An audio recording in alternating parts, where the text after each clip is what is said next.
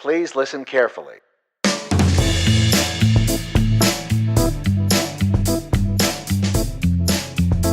Welcome to the Big Ideas for Better Places podcast from CityWorks Expo. My name is Brad Stevens. It's my absolute pleasure to introduce you to our guest today, Josh McManus, now from Rock Ventures and three-time Expo guest. How are you doing today, Josh?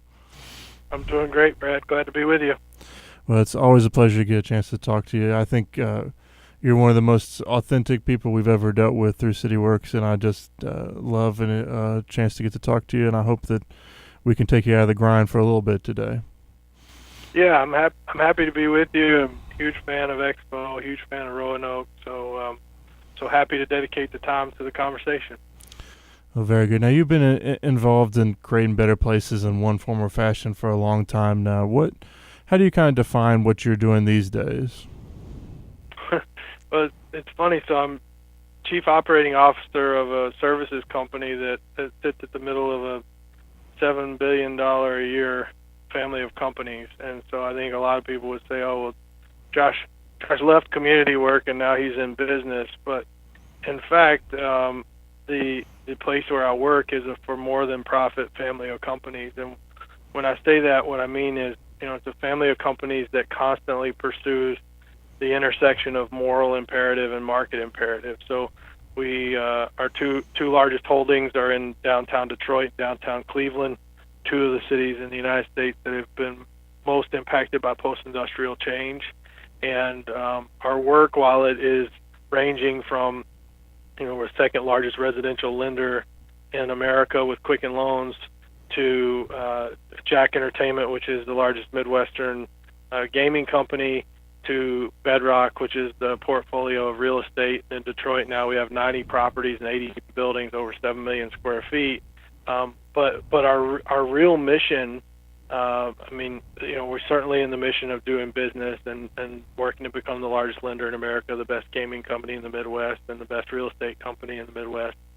But our real mission is the health, well-being, and prosperity of everyone who resides in our hometowns.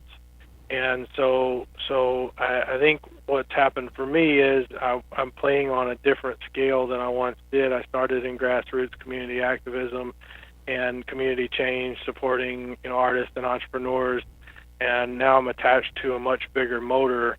But I can't help myself but still look at the world in the same way. So I'm in the business world now, but it's a different kind of business than comes to mind for most people. Well, absolutely, and I know that this is something you have thought a ton about, but I wonder if you could speak a bit about that, how you've managed to make the transition from working at that bottom up, kind of working with the entrepreneurs and the artists at the bottom, to working kind of as a more top-down approach at this point.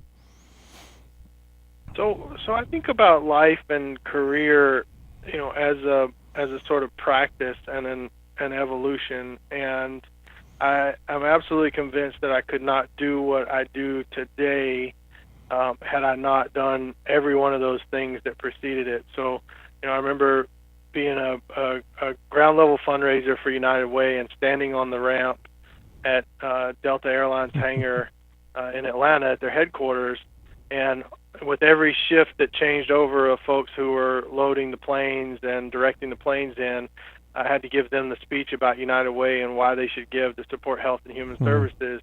And that's, that's now been 15 years ago.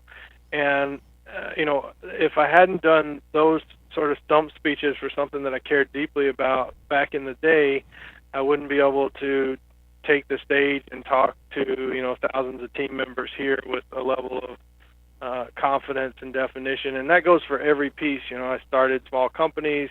I started nonprofits. I worked in the arts, and if it's all a practice and a discipline, it's given me the skills to where now with a universe of 30,000 team members, 100 companies, philanthropic investments that exceed $25 million a year.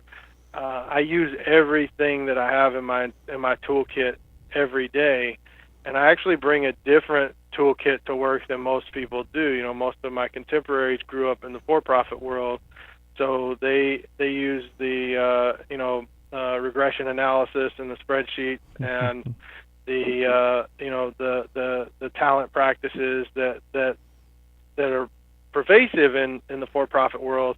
And my tool set is very different, and I think that has in ways allowed me to be successful because I don't know that I'm even often perceived as competition. I'm just somebody at the table who paints with an entirely different palette.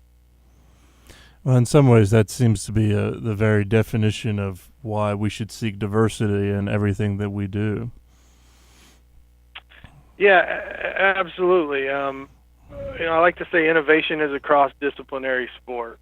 And when I look at the history of invention, you almost always have a wide variety of disciplines who weigh in to create something that's new, transformative, and revolutionary. If you look in as far back as like Thomas Edison's laboratory, those people were not all, classically trained inventors. You had pipe fitters and watchmakers and stonemasons and chemists and so they came together in ways that they each held a set of skills and translatable metaphors that allowed them to form the foundation of modern technology. Out of that laboratory came recorded sound, transmitted power, electric light, all of the things that we now take for granted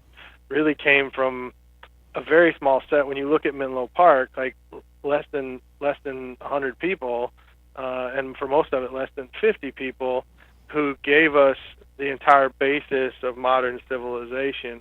And I think the defining part of that group is they were sort of an island of misfit toys. They were a group of very different people that were on a common mission, and that's very powerful. How do you find that you find ways to communicate when you're talking to people from different backgrounds that have different, and many times different languages that they talk with? Yeah, so that brings two things to mind. One is an article that a guy named Dan Pilato, who I've yet to meet, but I'm supposed to soon, and I'm super excited about it. He's go watch his TED Talk. Like his ideas on philanthropy are revolutionary. But Dan wrote an article that's called "I Don't Understand What Anyone's Saying Anymore," and it went on Harvard Business Review. And I think to this day it's still the most commented on article ever on HBR. And it was talking about how people talk in coded languages, especially disciplines, right? Architects have all of these words that they use, and my security team here in Detroit, they have all of these acronyms that they use. And so that becomes very problematic. It protects the people who have the onboard information. I think they probably feel safe in their respective positions, but it becomes problematic from a cross-disciplinary innovation standpoint. So being able to share information across these thickened language sets, which only seems to be becoming worse as we get more specialized, which you'd think that might be the opposite. So you have this deep friction that exists, and I think what has been super helpful to me, and I didn't understand it until I had lived in enough places,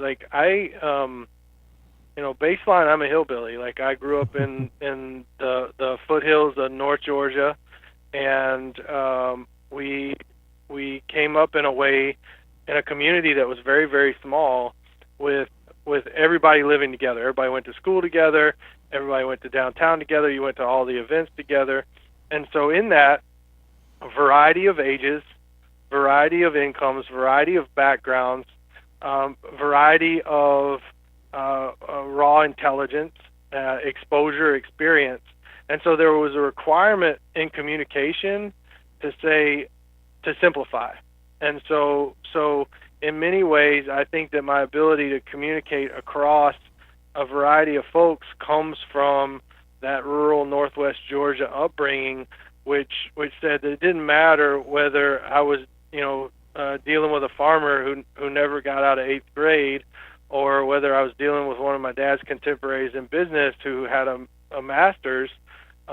I had to be able to concisely and simply communicate with all of them and translate across that.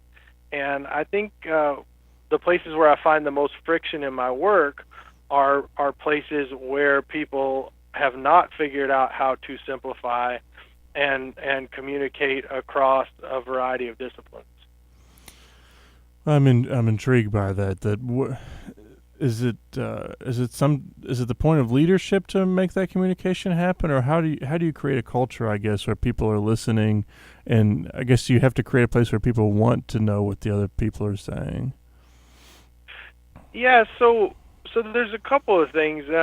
Dan's the founder of the and chairman of the family companies that I work for, and Dan's been quite brilliant at accepting a set of cultural norms and driving a set of cultural norms amongst all of our team members, regardless of their background, that helps facilitate, and not just helps facilitate, but expects communication. And with little things that feel sort of like platitudes, but when applied in practice, I've seen be quite transformative. So things like simplicity is genius. And so if he receives an email, or if I receive an email that has a lot of complicated language in it, he's going to push back on it and say, there's no simplicity is genius that's going on here. And he has things like a reply all culture. So anytime you get an email that multiple people are copied on, you don't use the reply button, you use the reply all button, so that people constantly stay in the loop and are communicated with, and that you have this robust communication and not this devolution into silos. But I do think it has to start at the top line cultural level to say this is an expectation and a practice that does come from above. Like, this is a lead by example without imposing all of the exact answers moment, because otherwise we laugh around here, and you may have to redact this in the podcast. We sort of say shit is the default setting, like complexity is the default setting. Like we see that without some set of rules or instructions that demand simplicity, things just automatically start out sort of vague, confusing, and complex. And so we also talk about simple being hard. Like you actually have to work at simplicity. I always relate back to Ernest Hemingway on this one. So whereas most writers, even the great writers, have a 5 or 6 step edit process, which means between their personal edits and the edits of their editors, that text has been gone through 5 or 6 times. Hemingway's looked a lot more like 10 to 12 times. And what he did was he would massage 20 words into 12 words that said the same thing but more concisely and more powerfully. And he did that for every sentence in every book. And when you read Hemingway, I don't even know that people totally understand why it feels so good. It feels so good because of the level of intention that went into making it radically simple. Do you ever feel that in seeking that simplicity you lose? Well, I guess the bigger question is, how do you keep it simple and be able to communicate it while also understanding and respecting the complexities that are present? Yeah, I mean, so I think that, and I've pursued a lot of education, and I plan to pursue more. But I think for some folks that academia and big vocabulary, like, those become places to hide from simple truths and what we don't know. And so, while I'm not a fan of saying that everything is simple, like that, oh, this is not complicated. Like, the world is incredibly complicated because of the stack of forces that exist and that dynamically exist in real time with each other. But I'm not one who wants to who feels a desire or demand to be able to live in the isolation of my own perceived intelligence. And so I feel comfortable admitting complexity and still demanding simplicity, durability, and beauty, in the things that I create for purposes of accessibility. Like, but I think we do have some innate human need to feel special, and some people do that through saying things are complicated and then knowing a lot about a certain complicated thing. But I don't readily subscribe to the idea that you can't have both of those. That you can't admit that things are complicated and still demand that how you talk about them and think about them has to be simple and accessible. And I guess that's from years as like a community organizer, in that I don't think we can go at this alone. So complex things you have to be able to inform a broader audience about. And when a broader audience understands and knows things, you will see change, consensus, and real action. There are so many sad dissertations in this world that had the right information in them, but never had the rigor of simplicity and the boiling down of the core message done to where they became actionable for the masses. And I think that's like the last, sometimes 50%, but definitely the last, 20 or 30% of work that has to be done on any given project. It's not good enough to just figure out how to do it. You have to figure out how to make it onboardable, accessible to a large enough population that it actually drives real change. Well, this is in some ways that goes back to the process that you've mentioned when you've been here at Expo, and at the same time also going back to kind of your idea of starting with the people and not with the problem. And I wonder, is that kind of what you find there, that you need to have that core group of people that's willing to push and communicate with each other and seek those problems and has the right mindset for doing so? I saw some work in Detroit yesterday that absolutely stunned me in how it was work done by two people who had simplified something, our tax foreclosure crisis. They had distilled down into information that's so incredibly powerful once unleashed that I don't see any way that they can't have done something that's transformative. And so this is a problem that's impacted literally hundreds of thousands of people. It's gotten Detroit this national reputation for displacement, tax foreclosure, and yet these two people who set their sights on it and went to work and have now simplified the information to where it can be understood by a broader base of the population. Those two people, are going to have been the fulcrum that set this area on a better course. And so, even though there's a larger consensus around the problem, I think a lot of people think, that tax foreclosure thing's a big problem. It really does go back to the people. And so you're right. In my problem-solving process, I always identify champions first. A general sense of what we want to act on together, and then a set of champions, never more than 5, and usually 1 or 2.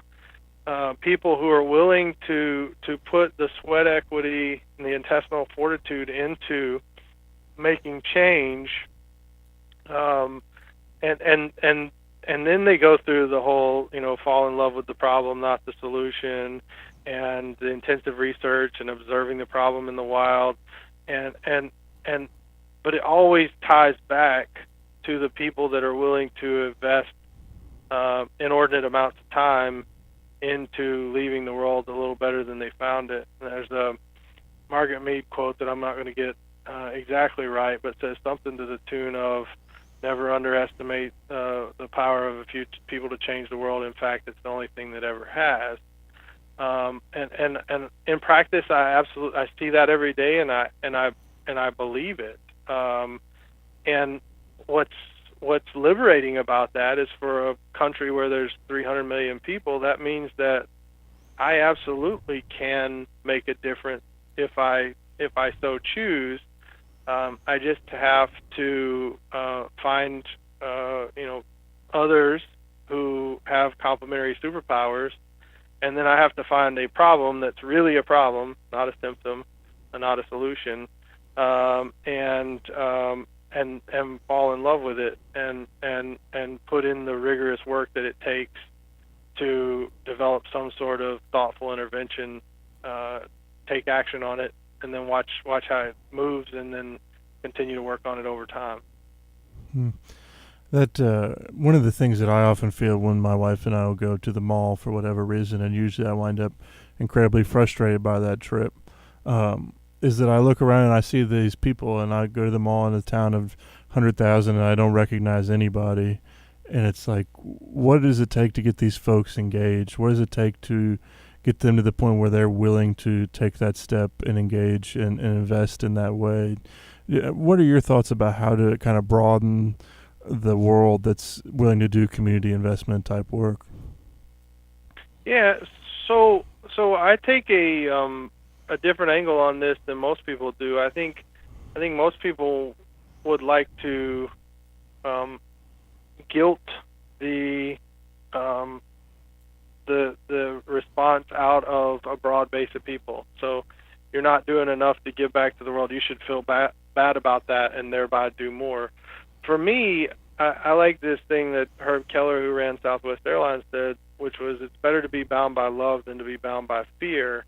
And so I'm much more inclined to try, and why I do what I do and go out and do these talks and come to Expo and that sort of thing is, I want people to understand that, like, I'm happier doing what I do than watching the next episode of Game of Thrones. Like, and I want the idea of being a leukocyte in the humanity immune system, sort of, being this healing blood cell that works to make the community better, to be, as fashionable as being an NBA or an NFL player. And I think that's totally possible once you get to critical mass. Like, and I think you're trying to build an idea of fashionability and a sort of a strengthening of that humanity immune system response, so that the problems that we're inevitably going to encounter as society that have yet to present themselves to us,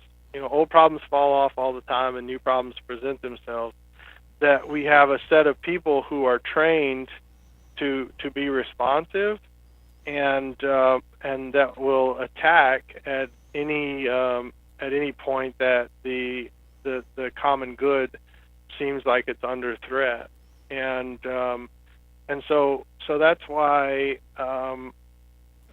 for all of our team members here, we do things like, City Share and a ton of volunteerism, because we want them to see themselves as problem solvers for common good and not just for the company. And what we see is that ultimately makes them happier, which makes them happier to come to work, which then makes them do their day jobs better, which then makes them want to go out and do more community things. So it's a very virtuous cycle. So I think in one of the past expos you talked about making community building or community problem solving sexy. And so, I mean, it certainly resonates for me that this is, I can't understand why people don't do it because of how rewarding it turns out to be once you do engage.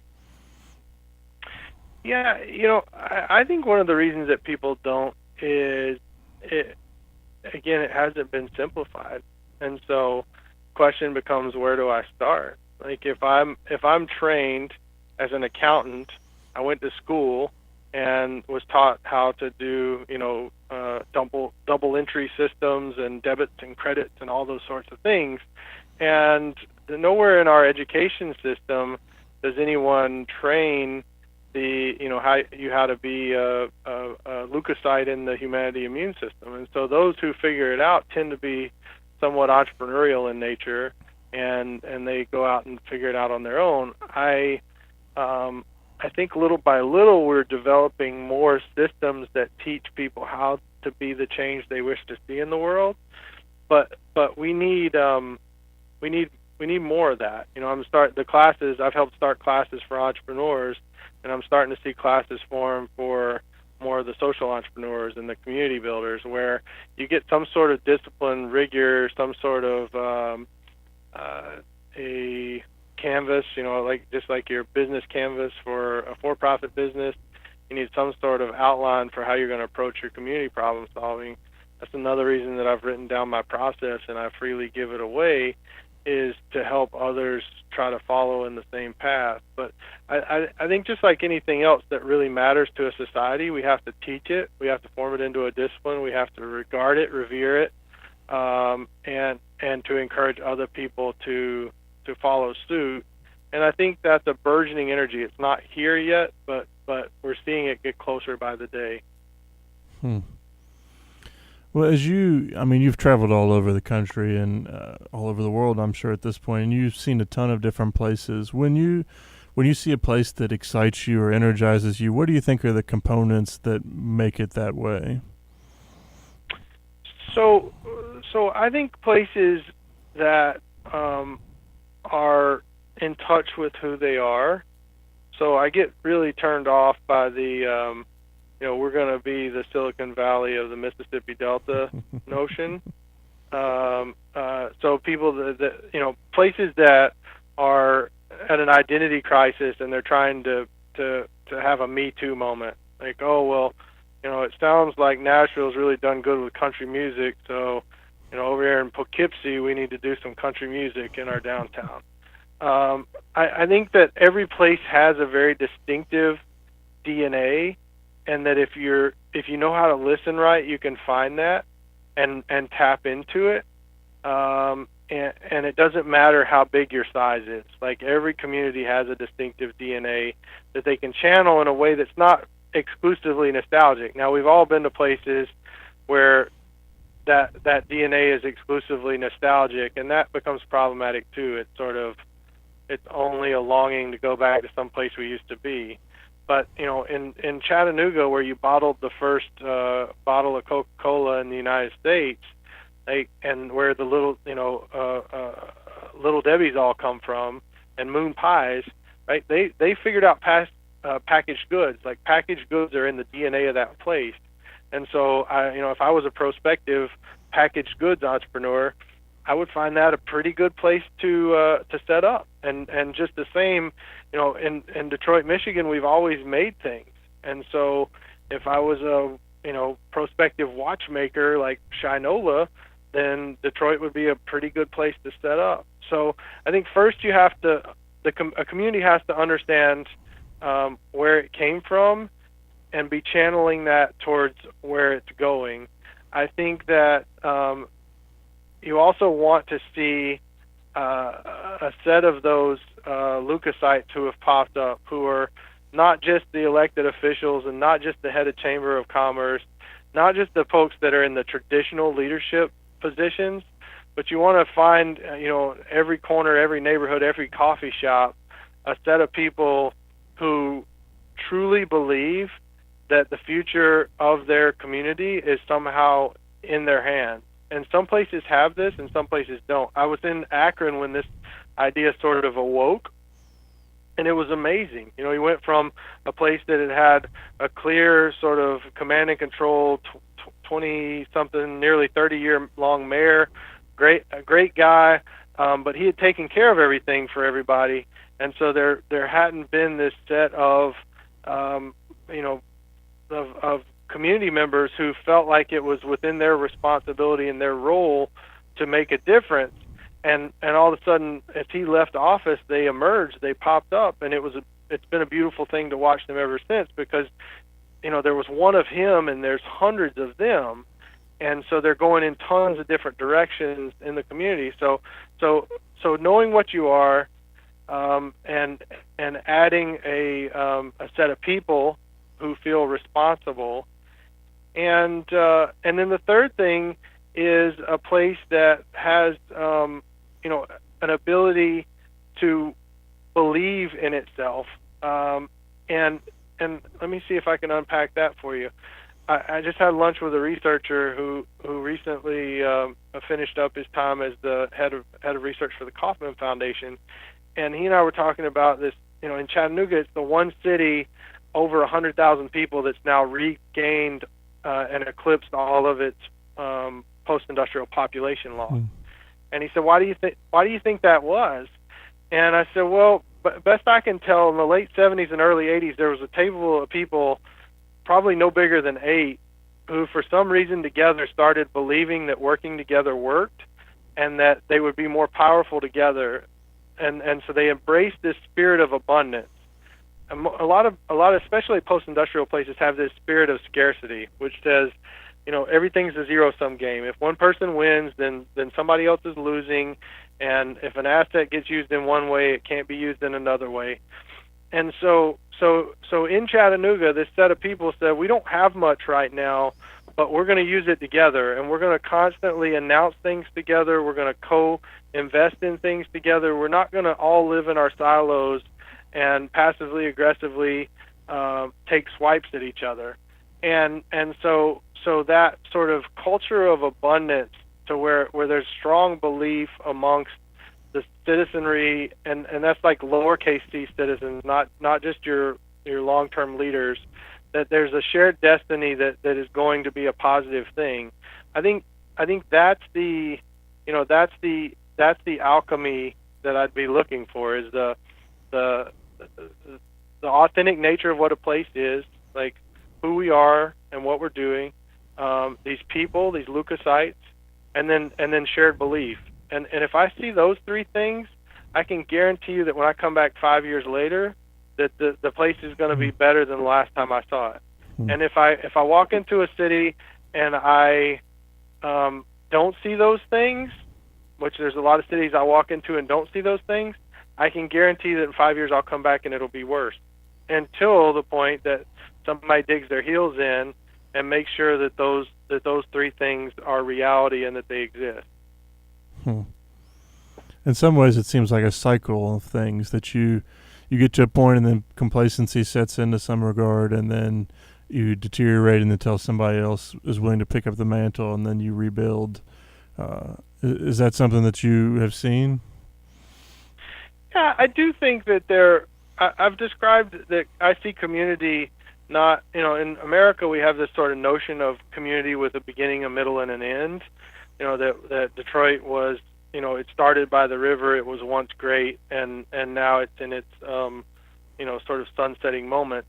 When you travel, anywhere else in the world, you start to understand that cities have these cycles that they exist within, and they may be upwardly trending cycles or downwardly trending cycles, but they're cycles. They're circular. And so for me, my ideal state of community is ascendant circles, so that you are going through the ebb and flow of, a leadership baton that gets handed off. Sometimes it's in businesses' hands, sometimes it's in government's hands, sometimes it's in grassroots leaders' hands, sometimes it's in foundation or faith-based leaders' hands, but that it dynamically gets handed off, and that generally the trend of the circle is ascendant. So it almost looks like a spring that you put in a car. So it is circular, but it's winding upwards. And I do see that in the communities that have those 3 things that we just talked about. I also see downwardly spiraling circles where you get, negatively reinforced on bad things that start happening, and cities that can't pull themselves out of the tailspin.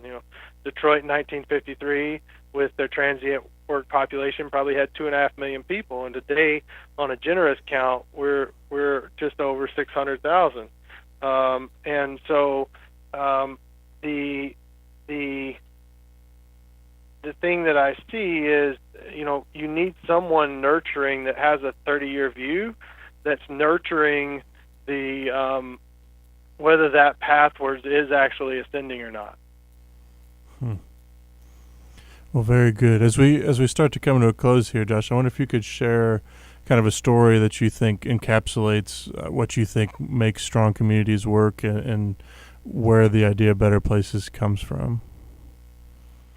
I think I told the story of Maybell on stage at Expo one time, but it warrants telling again, because there's a number of people who have significantly influenced my life, but Maybell Hurley is one of the most profound, in that she was such an amazing woman who came of age at a time where it wasn't socially accepted for a female to be in such a transformational position of power. And so her husband was the insurance executive, and I think he was the one who was expected to be in the position of power. And yet, through all of these informal roles, she led the United Way board, and she led the Allied Arts board, and she got on city council, and she ran all of these voluntary efforts. And she rarely had a paid position, but in many ways, she is the godmother of Chattanooga's revitalization.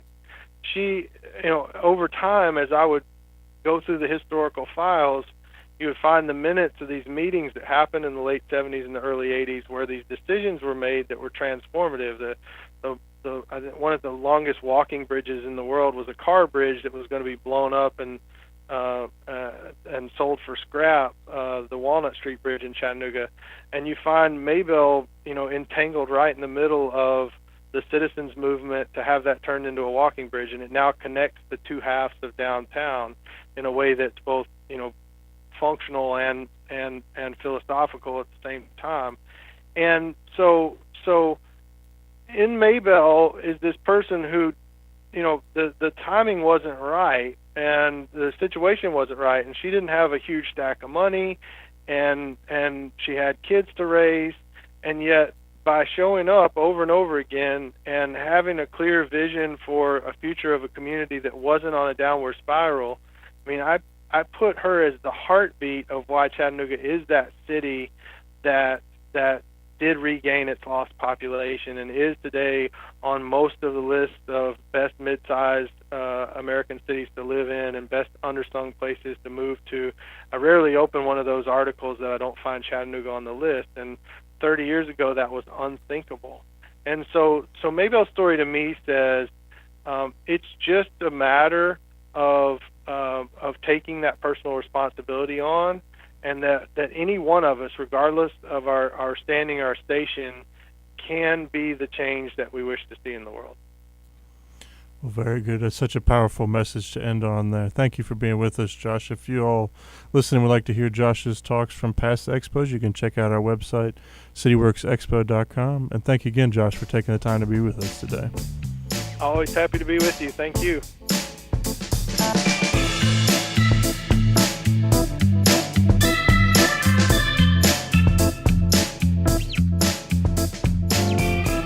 Thank you for listening to the Big Ideas for Better Places podcast today. If you like what you hear, please subscribe and leave a rating. It really helps other people find out about our fascinating guests and find the information that we have to share. Lastly, please save the date for our upcoming event, October 5th through 7th in Roanoke, Virginia, and keep up to date by following us on Facebook and checking out our website, cityworksexpo.com. That's cityworksexpo.com. Thank you guys again, and look forward to seeing you next week. Thank you.